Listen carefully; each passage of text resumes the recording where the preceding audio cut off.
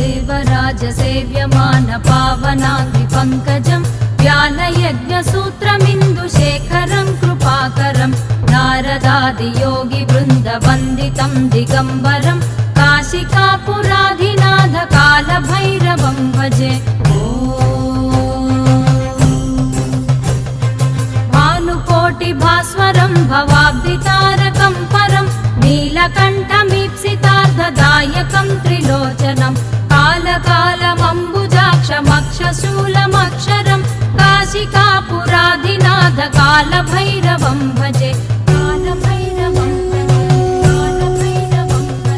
शूलटङ्कपाशदण्डपाणिमादिकारणं श्यामकायमादिदेवमक्षरं निरामयं भीमविक्रमं प्रभुं विचित्रताण्डवप्रियं काशिकापुराधिनाथ कालभैरवं भजे।